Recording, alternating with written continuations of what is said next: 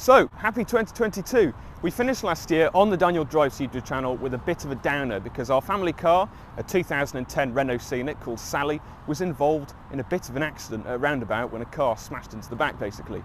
So that was towed away and we were left, very kindly, with a courtesy car. Now, my mum's guesses were a Nissan Qashqai or Renault Captur, and my guesses were a Vauxhall Grandland or a Hyundai Tucson. And the journey to Enterprise, where we collected the car, was very tense because I was like, am I right or am I wrong? And here it is. Yes, I was correct, a Hyundai Tucson. And in this video, I'm going to review it. I'm Daniel Achterhuis and you are watching Daniel Drives. First of all, I'd like to get something off my chest. Me, Daniel Achterhuis, I am not a big fan of SUVs. Personally, I don't really get the point. I don't get why people like them so much and why they're so trendy nowadays. And I prefer things like estate cars and hatchbacks and cars like that. However, I get why people would like the Hyundai Tucson, because for an SUV, I think the design is really nice. First of all, let's take this chrome grille. Yes, it's made of plastic to cut costs, but it does look really nice. And obviously you've got the fog lights here and you've got the headlights, and the entire design at the front is just quite friendly, I think. It does look really nice. And from the side as well, let's look at the side. It's quite an aggressive looking car actually. It's not aggressive and mean like some BMWs, let's say, like the iX if we're going to name a few. But it still has road presence. I mean, look at the trim, plastic trim that goes around. I can imagine in 15, 20 years time, that will be an absolute pig. And as a owner of a Fiat Panda 100 HP with plastic all over it, I know from experience it tends to fade, but oh well, doesn't matter because it looks all right. One thing I will mention though is the wheel arches.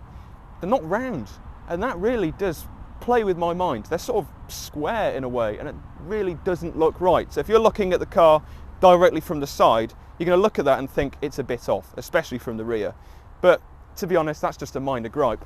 As well, you've got a roof rail that goes across on either side, and I like that as well. I do like a roof rail on a car. It just really adds something to it. And obviously, electric operated wing mirrors, which means if you live on a busy road like we do, you can park it on the pavement and your mirrors won't get smashed off, because that's also happened to us in the past. So yeah, 17-inch wheels. Again, this is a mid-spec model, so you can get more impressive wheels. But again, they're fine. And to be honest, they're probably the wheels that I'd spec personally, because the chance of you curbing the wheels are probably quite minimal unless you're a bit of a muppet.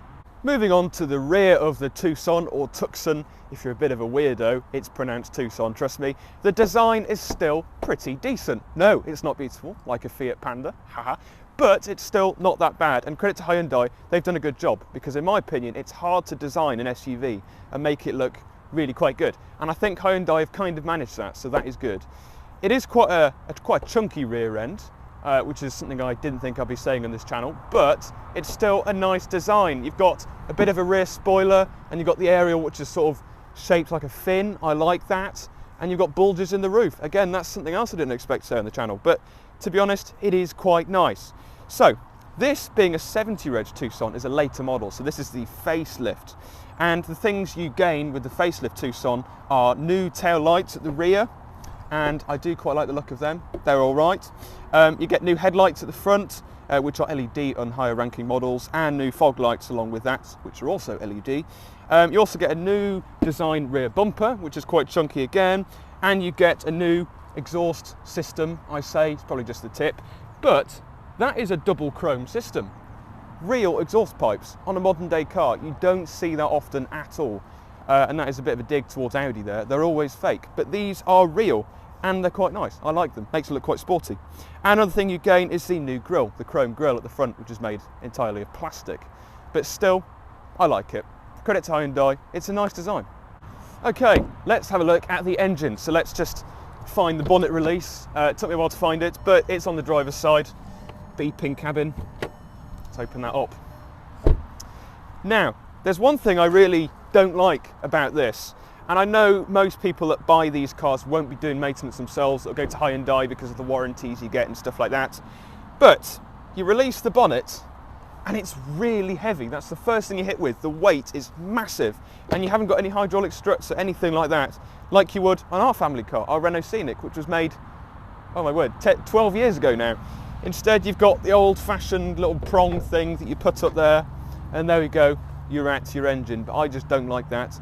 I know it's, again, cost cutting for Hyundai, but still, I'm just not a fan of that at all. So I'm going to start up this engine, and then we'll talk about what this engine is, and we'll talk about some of the other options as well. So let's turn it on. Again, the beeping of the cabin. And it being a modern car, it wants the foot on the clutch. There we go. Let's go back.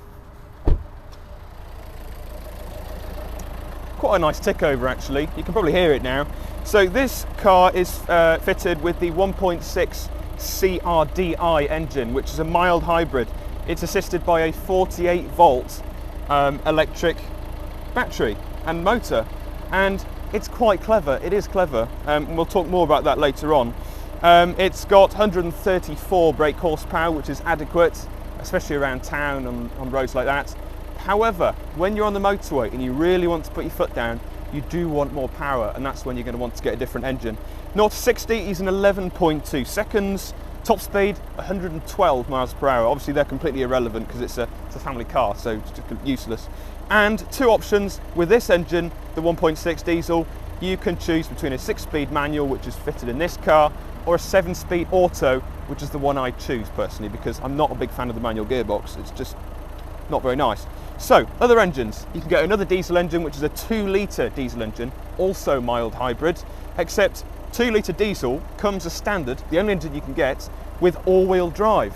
So really, I think I'd go for that one, just for the all-wheel drive. But if you don't need that at all, there's 2 petrol engines you can get as well. You've got a choice of a 1.6 petrol without a turbo. I wouldn't go for that one personally, or a 1.6 petrol engine with a turbo. So if you're just going around town and stuff like that, maybe opt for the petrol. But if you're going to be doing longer miles, I'd go for the diesel. Okay, so climbing aboard the Tucson, and actually the interior is a bit of a mixed bag really, because whereas it's very user friendly and everything is to hand, and we'll go into detail into that in a minute, it's a bit uninspiring. And I know that's probably going to be something specific to me because I'm a car enthusiast, but if you're a standard mum and you're doing the school run, most of the time I think you'll be pretty impressed with it. It's got everything you'll need it to do, but to me it's just a bit dreary. The layout of it is just not very interesting. Now, first of all, let's talk about the quality of the interior. Now, the dashboard and your door cards and everything like that, it all feels very cheap, very plasticky. And again, I'll say it for the 3rd or 4th time in this video, I know it's cost cutting, and it means that it's not a very expensive car like an Audi or a VW or something like that, but still, it's just not very good. But it doesn't really matter because everything, as I said, is very user friendly. Everything is there for you. The climate control system is very easy to use, and the fact that you can sync it, which means you can only you turn one knob only and it will turn both sides of the car climate control on or off. It's hard to explain really, but it just means you're not having to constantly press each side of the dual zone climate control like you do in our Renault Scenic. It's just very user friendly. Down here you've got 2 12-volt sockets, which means that you can power your dash cam as well as your sat-nav, for example, even though it's got built-in sat-nav, but I don't know, you might not trust it. It's got USB port, auxiliary port, and yeah, really, it's not that bad. You've got your gear stick here, which does feel nice in the hand, and obviously you lift up the thing on the gear stick to put it in reverse, and there is a nice little feature I'll show you shortly. Beside the gear stick to the right, you've got your sort of drive modes, and this reminds me of Porsche very much because you've got your buttons beside the gear stick. So first of all, you've got your steering mode, and you've got a choice between normal, which is light and good for around town, and sport, which doesn't make the car faster in any way. But what it does is it makes the steering stiffer, which, I don't know, could be better for motorway cruising. It's the exact same thing in our Panda. You've also got hill descent mode or downhill brake control, and that means if you're going down a constant downhill, it means you're not constantly having to feather the brake. The car does that for you. And also you've got the option to turn your start-stop off and your parking sensors off. And then you've got your automatic handbrake, which I hate, and auto hold, which can be quite useful in some instances, but I like a manual handbrake, personally. I do. So the infotainment screen on the Hyundai Tucson is okay, But I seem to think it's a bit like you've bought a Kenwood system from Halfords and you've just plonked it on, put a few nails through it, some screws, and that's your lot. Now, it just looks like it's just been plonked there as an afterthought. And I know it's a bit of a trend now in cars, but it almost looks like you could grab it and pull it off. Now, I like in the VW Tiguan, for example, I was in one of them a few weeks ago. Lovely car, a lot more money, but a lovely car. It's built into the dashboard. It looks like it belongs there, but this does not. Now, I know this is close to the windscreen, so as you're driving along, you can look to the screen and you're basically not looking too far away from the road. So as a safety feature, I can understand that, but personally, I don't get along with it. So obviously, it's DAB and FM, so you can choose between what station you want to listen to, and for us it's Radio 2 or Ryland on Saturday as it is today. You've got your sat-nav here, which I don't know, it's okay, but for me it's not very easy to use because as you're scrolling it's like, okay, what the hell? I wanted then to scroll just a tiny bit and it's gone like half a mile away. I don't think that's very good. And also, you can't zoom in. You cannot zoom in or out on the map. And personally, I don't like that. But a good thing is that it does support wired, so you have to plug your phone in, Android Auto and Apple CarPlay, and you just click the media button here. You're listening to the Piston Podcast. And as if by magic, for the motoring enthusiast, Britain's best motoring podcast, the Piston Podcast, presented by me, comes on, playing there. Hyundai i20N. There we go, it's on theme. So I like that, I do like CarPlay. It's the first time I've properly used it, and it's very easy to use, and I think you'd be a bit of a muppet not to use it. It's wonderful. Just so nice to use. And you get Zoom, you can get WhatsApp, BBC Sounds, you can get your calendar, see what's coming up. It's really good. And obviously you've got your map, Apple Map, which is a lot easier to use. So much easier to use. I like it a lot actually. CarPlay is a really magnificent thing. And if it allows you to listen to this podcast, it's a win for me. I'm here to entertain you whilst you're nipping through traffic. Now, it being a family SUV, it better be good in the back. And just for reference, I'm about 6'2", just under 6'2", and headroom is really quite fine. Now, in a Renault Kadjar, the headroom just isn't good enough at all. But here, it is a lot better. And as well, legroom is pretty good. The only thing I probably will say is the floor's quite high and the seats are quite low, which means on a long journey you're probably going to get some aching in sort of in this region. But let me just climb this side, you can probably see it better. It's not that bad actually. The passenger seat is how I'd have it if I was sat in the front.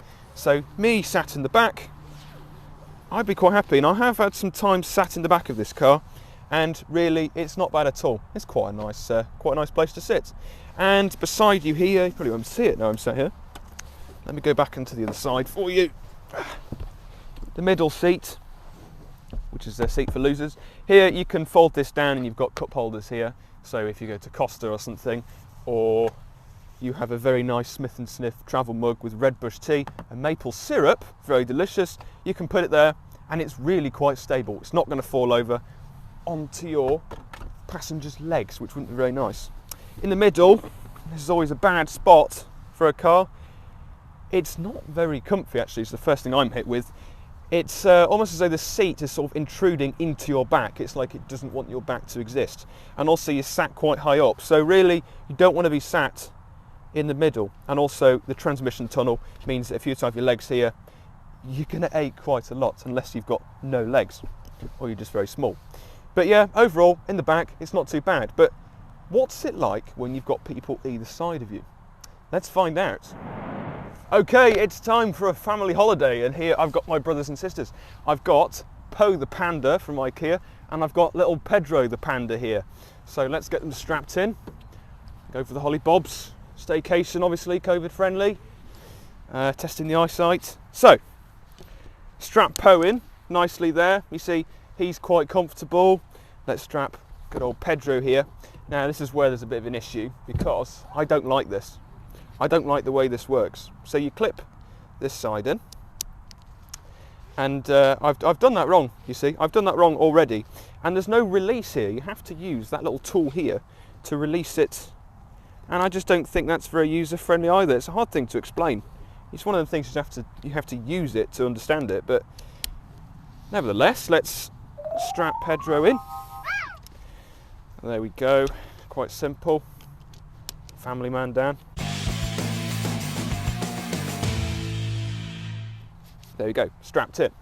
Now, bit of a problem now because I'm sat in my seat and Pedro's seatbelt is intruding onto my shoulder because at the angle it's at, and I don't think that's very good, because when I want to go for a nap and I've got my headphones on listening to Abbey Road or something, I'm going to get really annoyed.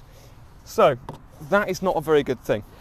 But to be honest, there's plenty of space in the back, so again it's another minor gripe, but you can't have too many of these minor gripes, otherwise it would just become a pretty bad car.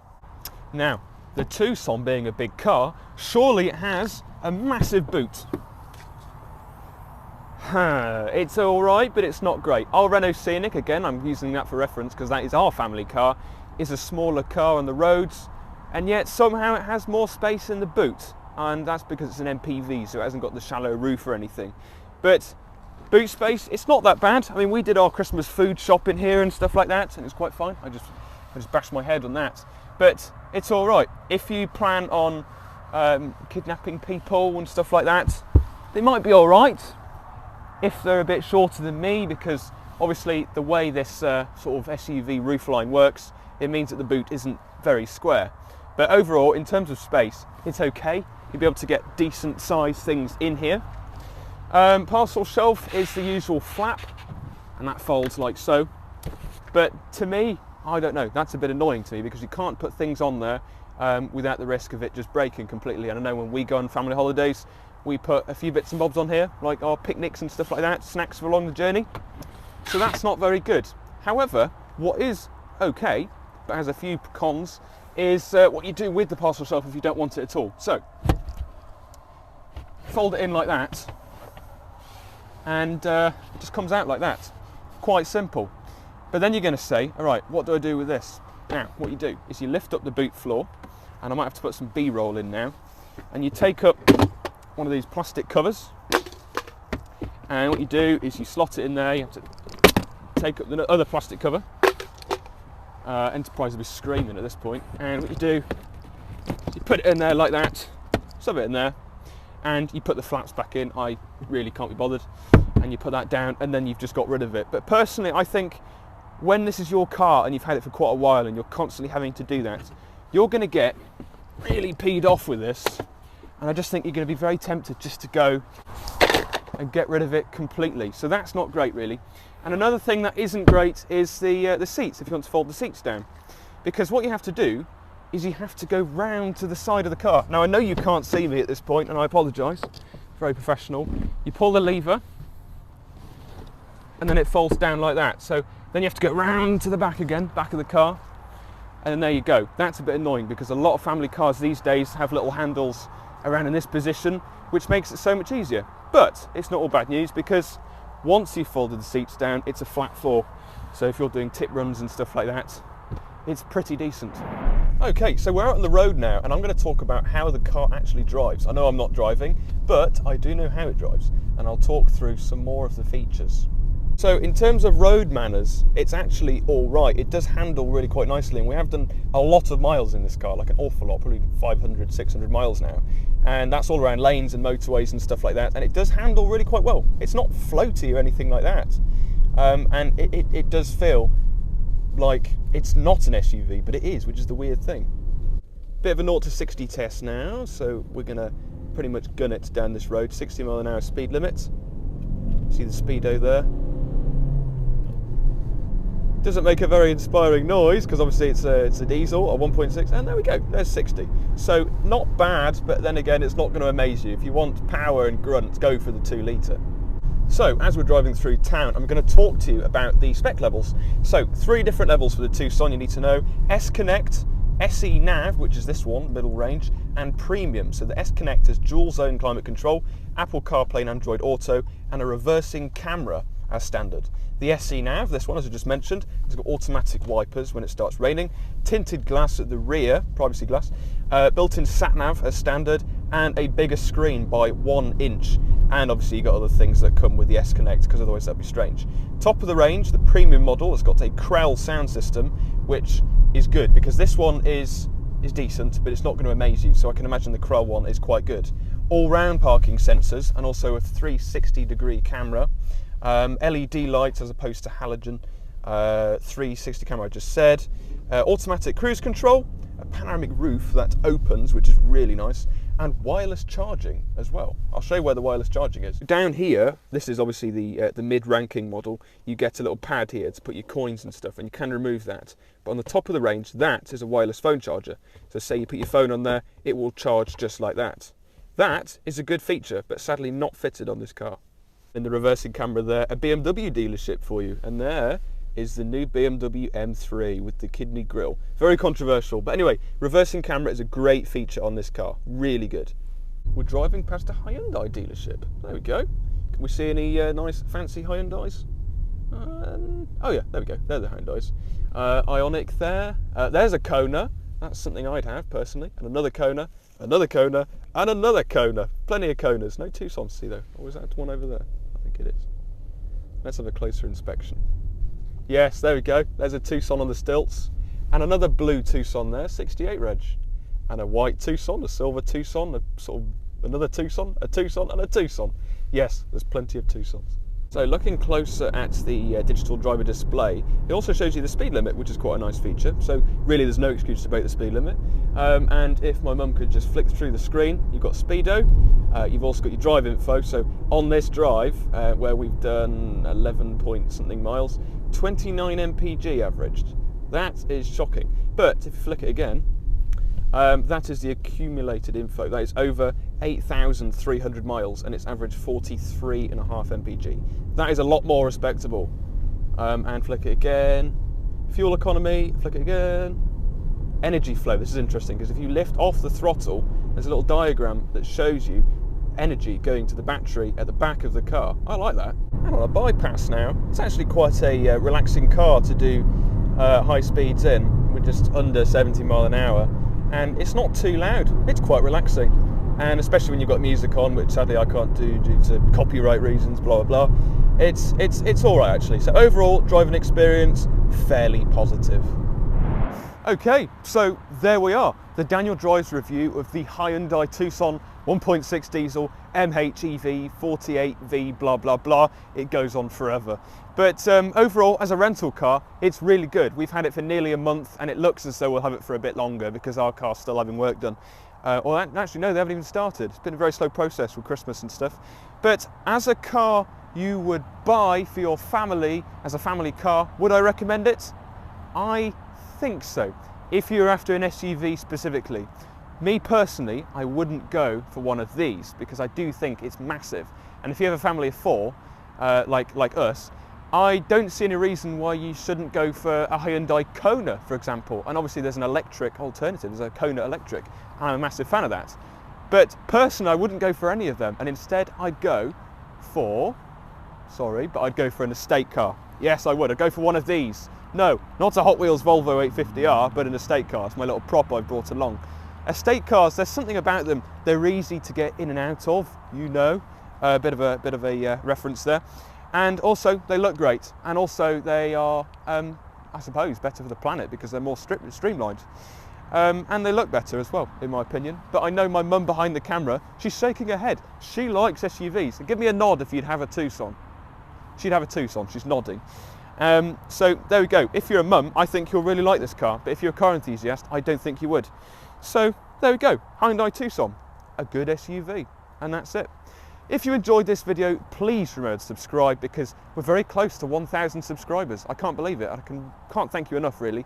And remember to follow me on social media at DanielCars05 for behind the scenes, little bits and bobs, and just random posts of the rubbish I get up to in my life. That's Instagram and Twitter at DanielCars05.